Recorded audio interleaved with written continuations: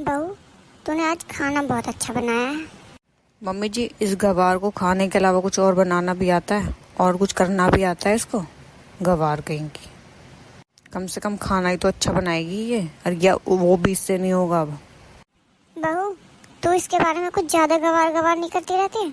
तुझे पता है ये अभी कुछ टाइम पहले किस चीज की तैयारी कर रही थी, पर कुछ हमारे पास ना होने के कारण ना इसने वो चीज छोड़ी है। समझ में आई?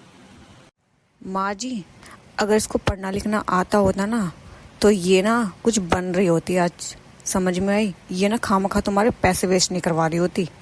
हाँ, और मुझे देखो, मैं घर भी चला रही हूँ और जॉब भी कर रही हूँ। इसकी तरह ना पागलों की तरह बैठी नहीं हूँ। बाहर जाके पैसे कमाती हूँ मैं। इस गवार को क्या पता कि बाहर जाके पैसे कमाना कितना कठिन काम है। इसको तो मिल जाता है बस यहाँ पे। और हाँ, बाय द वे, मैं बहुत लेट हो रही हूँ अपने काम के लिए। मैं जा रही हूँ। बहू, ये तुझे इतनी खरी खोटी सुनाती रहती है, गवार गवार करती रहती, तू इसे फिर भी पलट के कोई जवाब नहीं देती, क्यों? माँ जी, क्या करूँ आप बताओ। हाँ, सारा घर तो वो ही चलाती हैं। हाँ, तो मैं उनसे उल्टा कैसे बोलूँ? मैं तो कुछ भी नहीं करती हूँ, बस इस घर में बैठ के खाना ही तो बनाती हूँ। तो मैं उनसे क्या कहूँ? कुछ भी नहीं कह सकती मैं तो उनसे। ओ गवार, चल माँ जी और मेरे लिए ना जाके चाय बना के लेके आ। बहू, तुम्हारा बहुत हो गया। गवार गवार क्या गवार गवार लगा रखा है? हाँ, देवरानी जी, ये मत भूलो कि माँ जी के पास ना इतने पैसे नहीं थे कि वो हम दोनों को पढ़ा सके। इसलिए ना मैंने ना पढ़ने का बोला और आपको माँ जी ने पढ़ाया। समझ में आई? तो जो आप मुझे गवार गवार बोलती रहती हो। अच्छा, तुझे तुझे अपना शुरू से पढ़ने का कोई शौक नहीं था। समझ में आई? जो यहाँ पे भाषण दे रही है। अब ना मेरे से फालतू बकवास करेगी ना तो बहुत कुछ इस घर में आज हो जाएगा। इसलिए ना अपना मुंह बंद करके ना यहाँ पे चुपचाप बैठी रहे।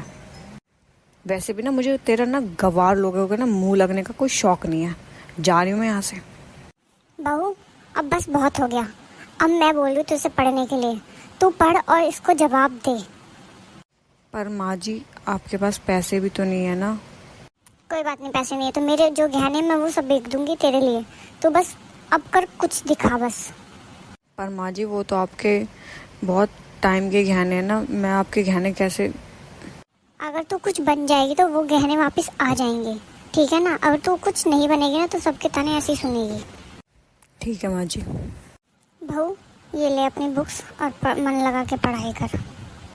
माँ जी, आपने इसके ऊपर ना बेमतलब खर्चा कर रही हो और आप ना खामखा इसके ऊपर पैसे बर्बाद कर रही हो। इस गवार से ना कुछ नहीं होने वाला। बहू, किसी बातों पे ध्यान मत दे और मैंने जो बोला ना वो कर बस। ठीक है माँ जी।